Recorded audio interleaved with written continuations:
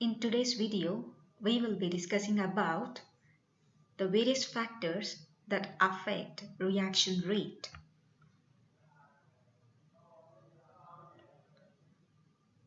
Let's see what are the various factors that affect reaction rate or the chemical reaction.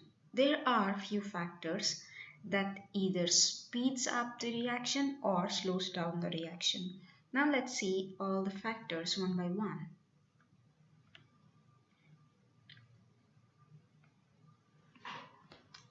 There are few factors that affect the chemical reaction rate. The first one is temperature, light, effect of light, and the type of solvent which we use in the chemical reaction, the ionic strength, dielectric constant of the solvent, and presence of catalyst in a reaction, and presence of surfactants. Now these are the various factors that affect reaction rate. Now let's see one by one. The first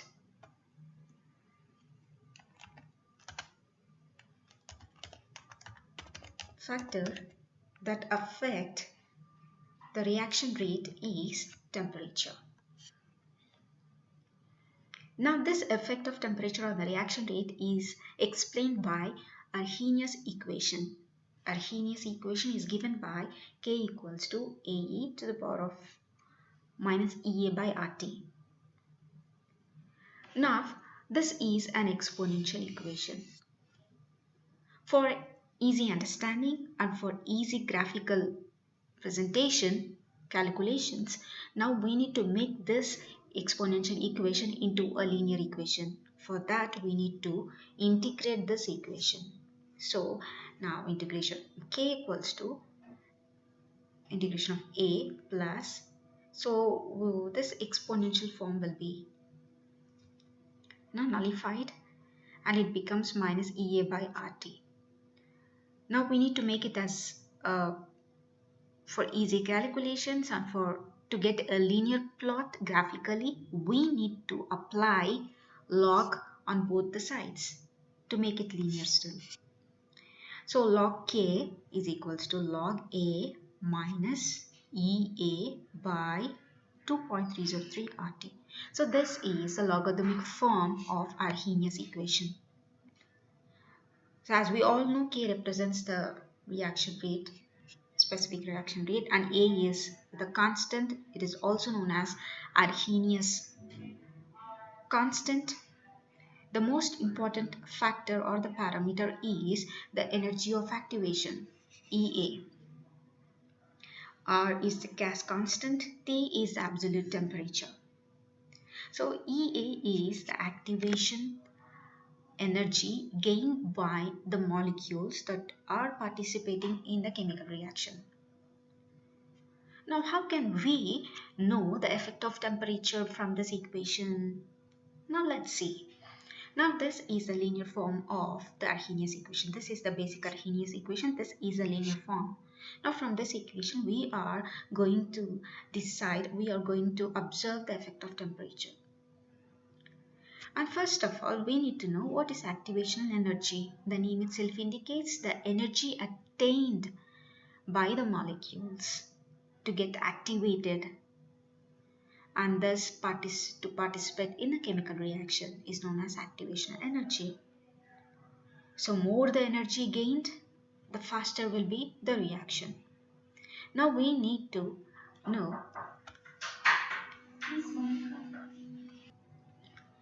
and by knowing the relationship between the activation energy and temperature, we can know how speed or fast the reaction is going to take place.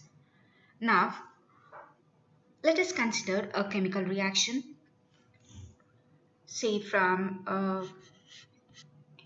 A to B, and we need to know the effect of temperature on this reaction rate. Now let us consider two points in this reaction. Say 2 points, the point temperature 1 at two different temperatures. And we'll be having two different rate constants,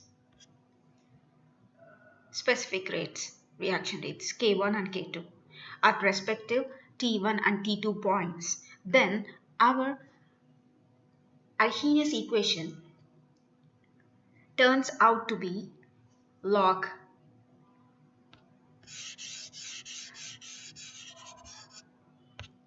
log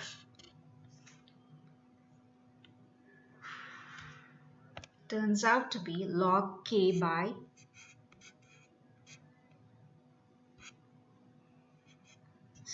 relativity. Now, as we have selected 2 points, so we need to actually compare the reaction rates at two different temperatures. So the log K2 by K1 is equals to, so as this is constant, log A is constant, let's not consider this for this comparative equation. Log K2 by K1 is equals to minus EA by 2.303 is constant. R is constant.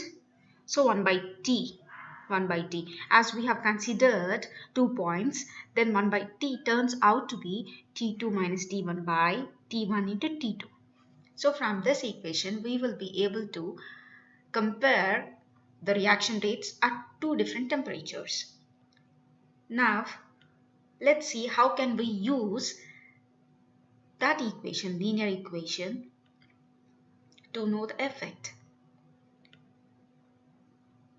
See, Arrhenius constant, it is a constant. It is related to the frequency of molecular collisions. So for example, if a reactant molecule is exposed to certain temperature, this reactant molecule will absorb the temperature and it will undergo collisions. The frequency of collisions is represented by Arrhenius constant, that is a constant. And the energy barrier that the reactants must actually surpass in order to react is known as activation energy. In a nutshell, the maximum energy required for a molecule to undergo reaction is known as activation energy, which is represented by EA. It is also known as energy threshold. Now, how can we know the effect of temperature on the reaction rate? Now, let's say, as we are having a linear equation, log K is equals to minus EA by 2.303 RT. See, so we are actually having one equation, this equation. Log K equals to log A minus EA by 2.303 RT. So this is our equation, Arrhenius equation in a log form. Now, how can we know the effect of temperature by this equation? So we have actually taken the logarithmic form just to make our calculations easier, because it is only by taking log forms we'll get a straight line in the plot. So now when we look at this equation, it looks like y equals to mx plus c, plus or minus, right? And this is constant, right? So this is a factor that we take on y-axis, and this we take on x-axis constant. So m is the slope, right? Similarly, m is the slope, and see here, see, y equals to mx plus or minus c. So this is the mx. So m is the slope. Y here is 1 by t. 1 by t. So we'll be taking 1 by t on x-axis and log k on y-axis. We'll get to have a straight plot. Now calculate the slope for this plot. We'll get some value, say x, some value, slope. We already know that this value, the slope, is equals to minus EA by 2.303 r. 2.303 r, this value is constant. Now from this plot, if we calculate the slope for this plot, the slope will get some value, that say x into 2.303 r is equals to minus EA. So EA is equals to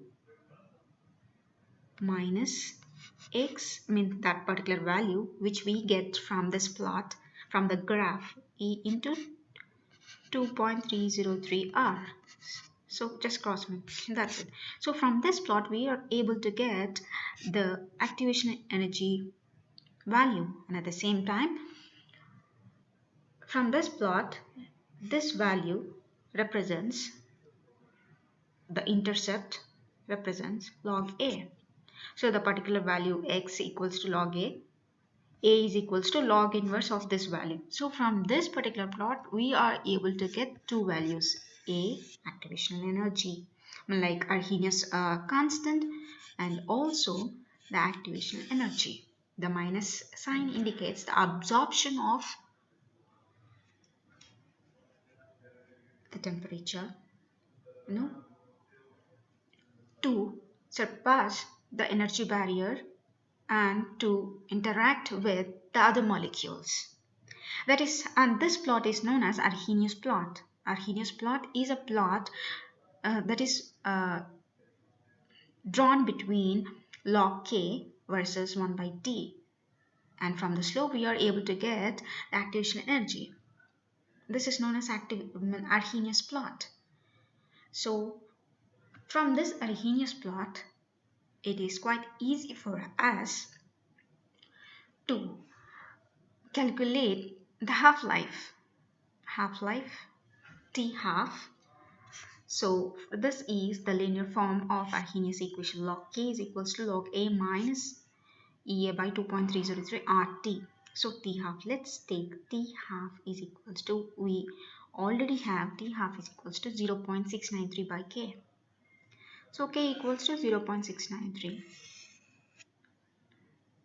t half. So from, if we get to have this value, it is quite easy for us to know the t half, but because log k is equals to log 0.693 minus log t half. By taking log for this one, this equation, log k is equals to log 0.693. So what is log a by b? Log a by b is equals to log a minus log b, the same way. So if we take log on both sides, for this equation log k is equals to log 0.693 minus log t half. So by substituting this one, t half, and our Arrhenius equation turns out to be like this. Log t is equals to, see, so log k is equals to log 0.693 minus log t half. Same way, now this one, this value is incorporated in Arrhenius equation. So here you are able to see Arrhenius equation. See, this is the Arrhenius equation. Now place this value in this equation. So now the equation turns out to be log, see,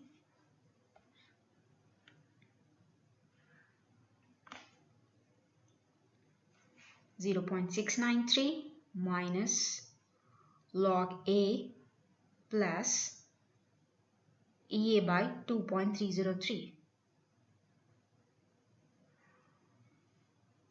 This can be rewritten as log T half is equals to E by 2.303 RT plus all turns out to be constant. And from this Arrhenius equation, we are able to calculate T half. So log T half is equal to this value. So T half is equals to log inverse of this value. So that is how we can even calculate T half from this Arrhenius equation.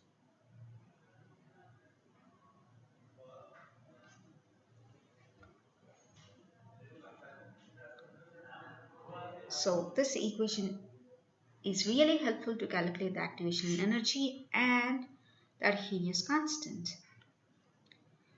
So if we plot a graph by taking log T half on y-axis and T inverse, temperature inverse on x-axis, we will be able to get a straight line with some y-intercept here. And if we calculate slope for this plot, we'll get EA by 2.303 R from this slope is equals to E by 2.303 R. So we know we'll be getting some value from the calculation by calculating the slope for these values. So the particular value into 2.303 R is equals to activation energy.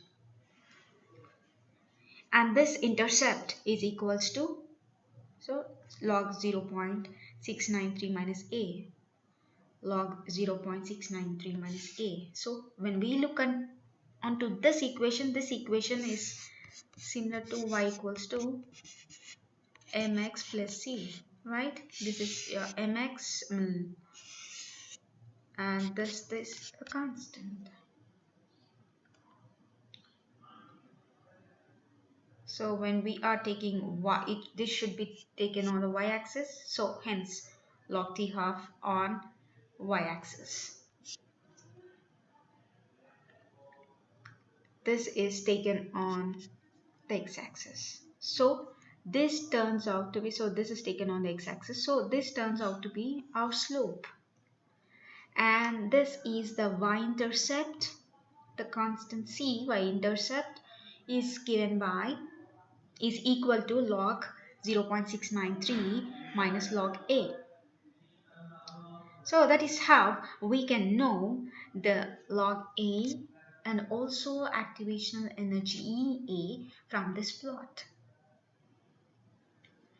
This is the effect of temperature on the reaction rate. This is how we can determine the effect of temperature on the reaction rate by means of Arrhenius equation. Now let's see the second factor, which is light.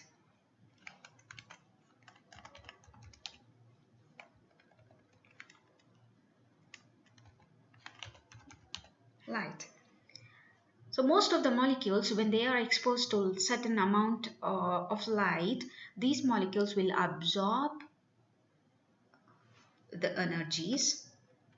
See, certain molecules absorb light energy and get activated to undergo reaction. Whereas in the first factor, it is the temperature is absorbed by molecules. So it is given by EA, activation energy. The molecules will absorb certain temperature and it gets activated and it crosses the energy barrier and thus it reacts or collides with the other molecules. Whereas in the second factor, the light, here the molecules will absorb the light energy and they get activated and they get collide with each other to undergo reaction. So uh, the factor that enhances the reaction would be light in this case. So such kind of reactions which get activated by light energy are known as photochemical reactions. So most of the visible light and UV light, they cause or produce or initiate photochemical reaction. And most of these photochemical reactions do not depend upon the temperature. It is only the photon energy that is really uh, that really plays a major role in initiating a chemical reaction. So in a nutshell, once a molecule has absorbed certain amount of energy, light energy, so technically it is known as a quantum of radiant energy, certain amount of light energy. So all these molecules will absorb certain energy of light energy, get activated, and thus colliding with each other. So during this collision, there will be an increase in the temperature.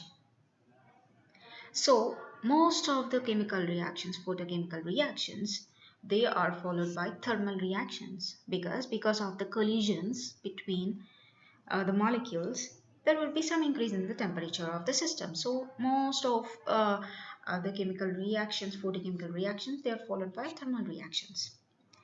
And that is why certain drugs which are photosensitive, certain drugs when they absorb light energy, there is a chance for those drugs to undergo degradation, and that process is known as photodegradation. So why is actually this effect of light on chemical reaction is really important for a pharmacist? Because most of the chemicals, they are very sensitive for the photon energy. When they are exposed to sunlight, they undergo degradation. So we need to know the effect of light energy on the chemical reaction, whether it is getting degraded or not. So we being a pharmacist, we need to know what are the various chemicals that undergo photo degradation. And there are a certain list, there is a list of chemical compounds, pharmaceutical compounds that undergo photochemical decomposition, which include most of the multivitamins like riboflavin, and most of the drugs, phenothiazines, chlordiazepoxide, nifedipine, and there are many other drugs which undergo photochemical degradation. So, we being a pharmacist, how can we avoid such kind of degradation or decomposition? We need to make sure that we need to store them properly. We need to give them a good labeling conditions, like a good label which shows storage conditions. And also, such kind of drugs are to be stored in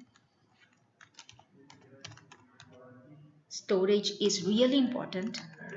And such kind of drugs, the formulations having such kind of photodegradable drugs, they are to be stored in amber colored containers. If you could observe, there are few tablets or capsules which are stored or packed in brown color containers. So those kind of containers are known as amber colored containers. These containers or the glass, they have certain chemicals which will protect the drugs from the external UV light. So when such kind of amber colored containers, they are exposed to sunlight or the UV light, they will filter the UV radiations. So our drug which is inside this amber colored glass will be protected from the UV light. It is like a filter. So that is how we being a pharmacist, we should really very we should be really very careful to know whether the drug is being degraded photochemically or not. If it is susceptible for photodegradation, then we should really take a step in its storage container.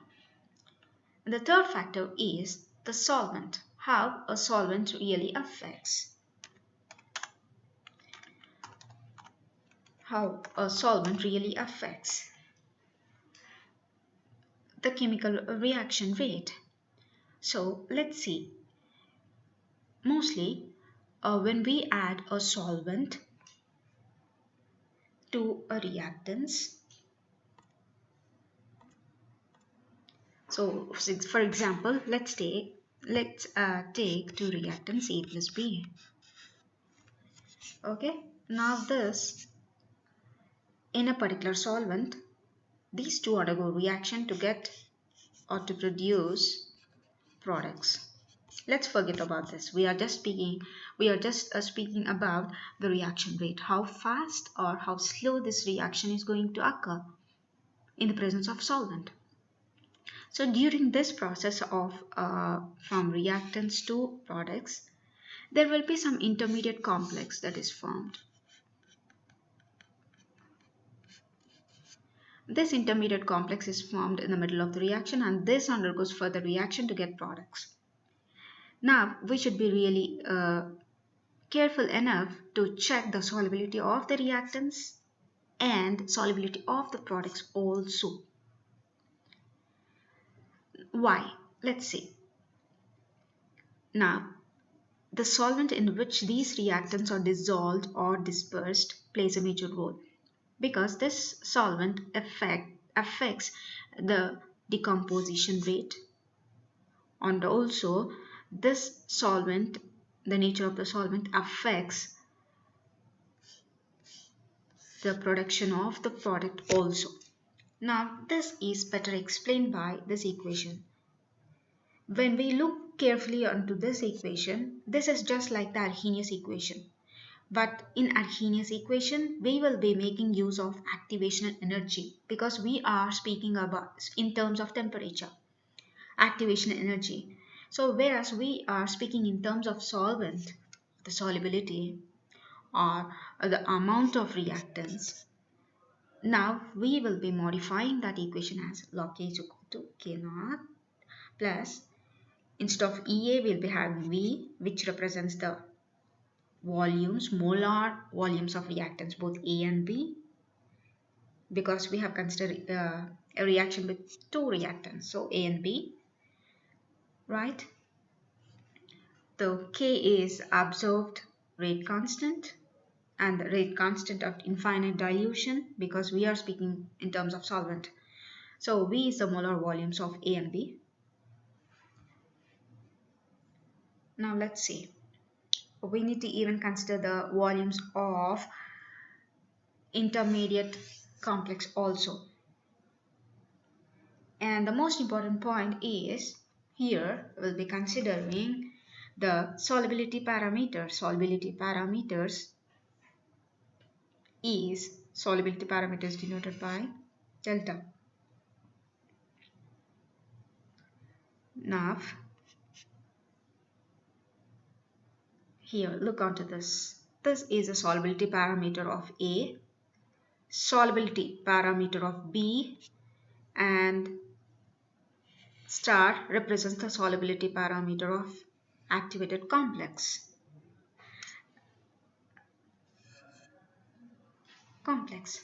So we need to consider even the molar volumes of reactants and the complex.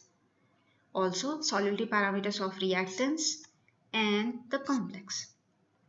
So from this equation, we'll get to know the effect of solvents on the reaction rate. In a nutshell, from the above equation, we can know that as we have dealt with the solubility parameters,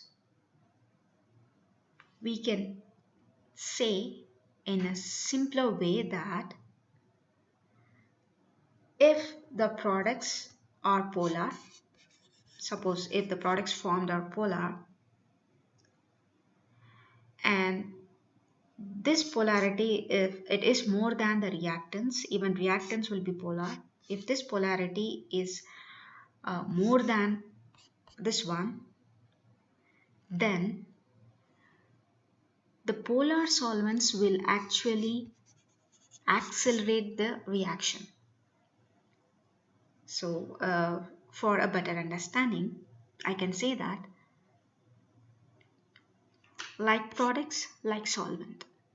If the products are more polar, you know, the polar solvents will accelerate the reaction.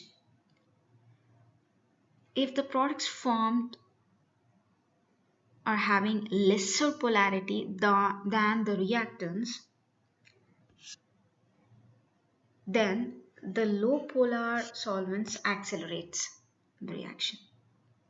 And to avoid this kind of polarity, non-polarity, uh, most of the pharmaceutically used solvents are non-aqueous solvents, and which include ethanol, glycerol, propylene glycol, polyethylene glycols, and most of the vegetable oils. So, to know the effect of solvent, it is always better to check the polarity of the products first. Check the polarity.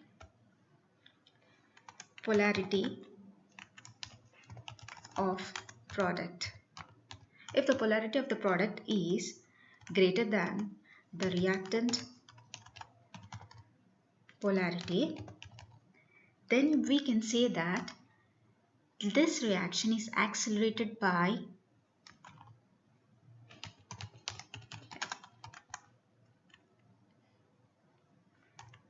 high polar solvents.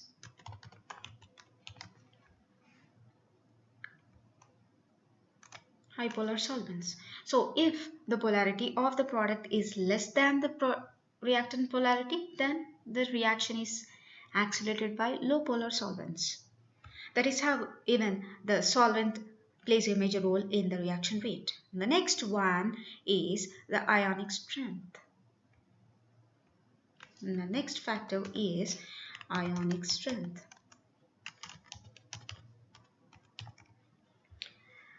Ionic strength is the effect of ionic strength of a solution on the reaction rate is given by this equation. The whole purpose of Arrhenius equation is like it is a flexible one based on the factors which we discuss. Whereas in the previous one, the solvent, we have included solubility parameters. Whereas in this factor, when we are explaining about this factor, the factor itself is known as ionic strength. We need to include the ionic strength of the solution. Ionic strength, it is denoted by mu, root of mu. K is the degradation rate constant for the reaction, and reaction rate constant at infinite dilution is K naught. Everything remains same. It is only the active parameters that change. As we are speaking about something about ion, so we need to consider the charges carried by the reactants A and B. So Za represents the charge of reactant A, Zb represents the charge carried by the particle B, reactant B. And this is the root of mu represents the ionic strength of the solution. So now, how from this equation, how can we know the effect of ionic strength on the reactants or the reaction rate? It is quite simple. So for a better understanding, I came up with a statement when I referred to a few textbooks to make you understand what this equation is all about is when we use higher ionic strength higher ionic strength. And if these charges are opposite charged, then there will be a decrease in the reaction rate. There will be a decrease in the reaction rate. And similarly, the reaction rate will be increased when there are similarly charged ions. To make it simple, so if we use a greater ionic strength solution, greater ionic strength solution, and in that we are having two species, say A and B. Here species represents two chemical compounds, and we being a pharmacist, whenever we speak about chemical compounds, do keep in mind that we are speaking about drugs or any kind of excipients used in the formulation. Now, if the solution is having a greater ionic strength and if these reactant species are oppositely charged, then the reaction rate is getting decreased. And if these reactant species are of same charge, either positive charge, both positive charges, or both negative charges, then there will be increase in the reaction rate between the similarly charged ions. Make sure that there will be increase in the ionic strength of the solution. And so this is the effect of ionic strength on reaction rate. And the next factor that affects the reaction rate is dielectric constant. Even the dielectric constant also plays a major role on the reaction rate. So to make it simple, if a solvent is having a low dielectric constant and the solvent with low dielectric constant will accelerate the reactants which are oppositely charged, and it will decrease the rate under the similarly charged species. But then if we increase the dielectric constant, the rate of reaction would tend to accelerate. So to be precise, let me explain. So first of all, we are discussing about dielectric constant of solvent. How this dielectric constant of a solvent affects the reaction rate. Now here when we speak about two reactants A and B, and reaction between these two we are discussing in the presence of a solvent.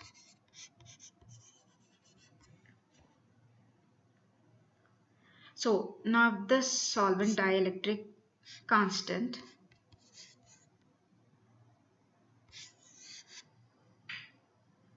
if these two species are oppositely charged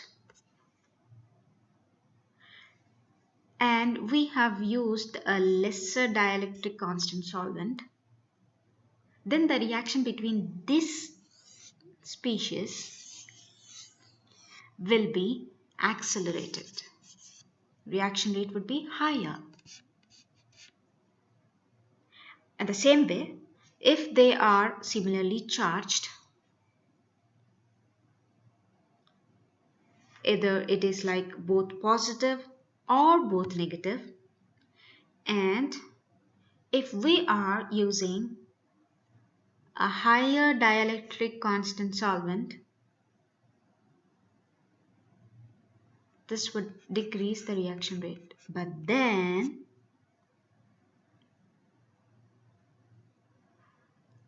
if we still increase the dielectric constant, we can increase the reaction rate.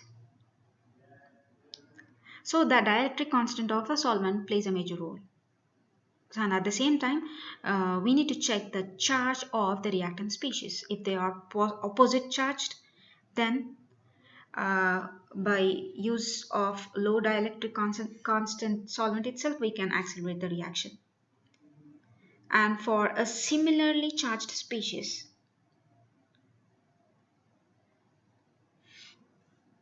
the reaction rate can be accelerated by increasing the dielectric constant.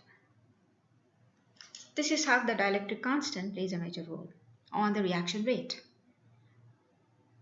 The sixth factor is presence of catalyst. Catalyst is a substance which either speeds up or slows down the reaction. So if it speeds up, it is known as positive catalyst.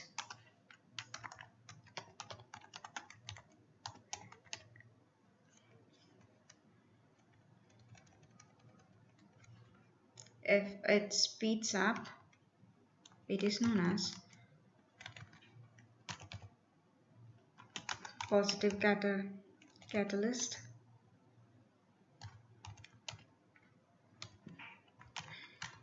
Speeds up reaction, and if it slows down, it is known as negative catalyst. So when we look onto this,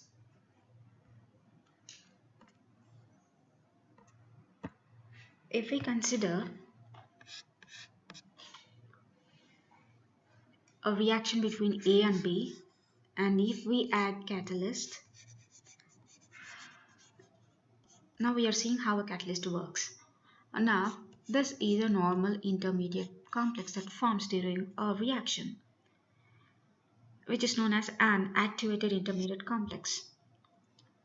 During this catalyst will form a bond with this complex, and this is which actually speeds up or slows down the reaction based on the nature of the catalyst. If it is a positive, it speeds up the reaction. If it is a negative, it slows down the reaction.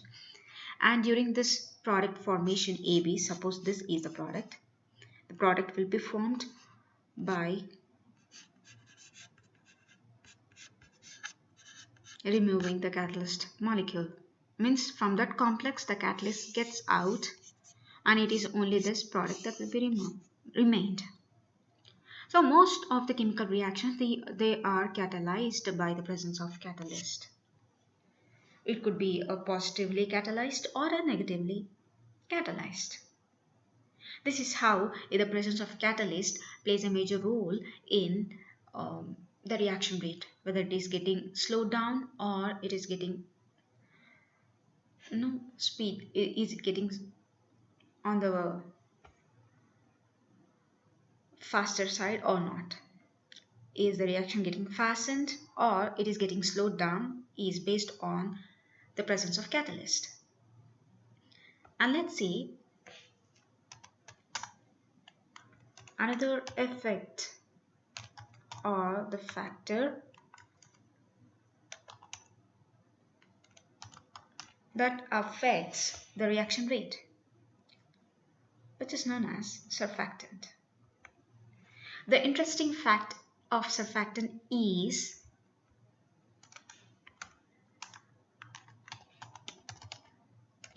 the effect of missile. How this missile actually helps in the reaction rate. That is such a beautiful way. Being a pharmacist, we need to know how this surfactant plays a major role. Suppose, for example, this is a drug. Okay, one molecule we are having so many molecules, and when this drug is dissolved in a solvent system, and when we add surfactant, So this is a surfactant molecular a rough structure. When we add now this based on the nature, whether it is lipophilic or hydrophilic head and lipophilic tail. So based on this nature, we'll be having a micelles. The micelles will be formed around the drug based on the nature. Let's say this one.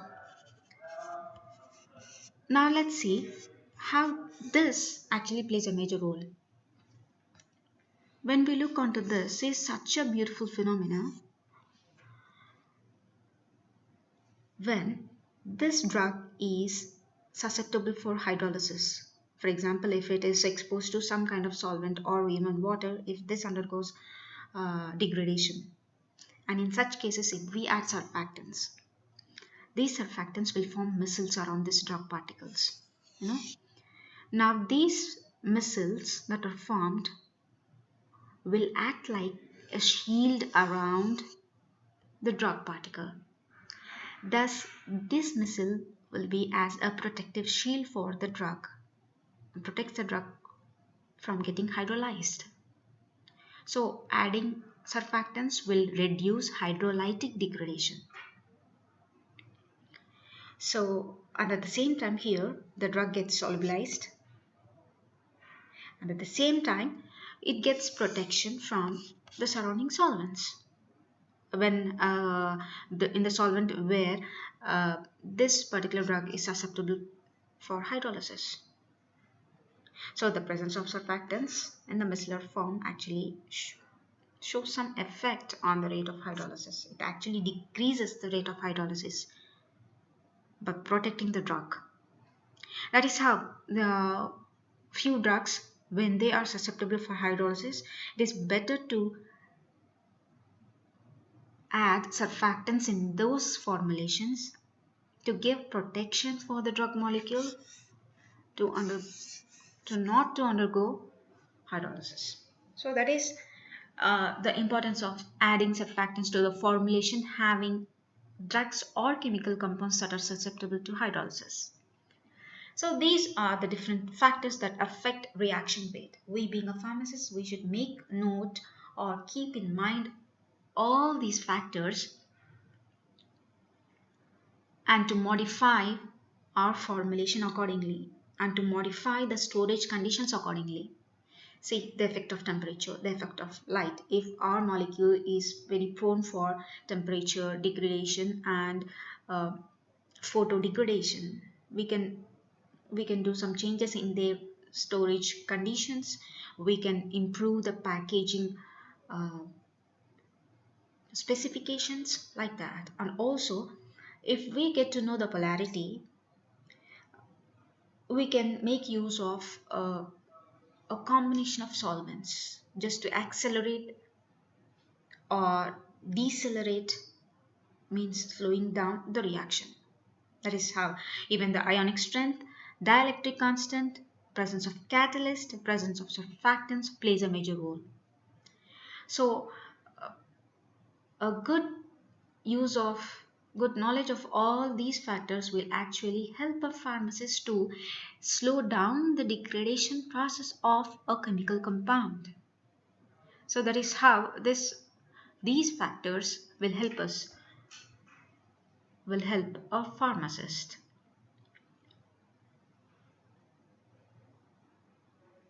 So if you have any doubts, you can contact me through my mail ID. Thank you.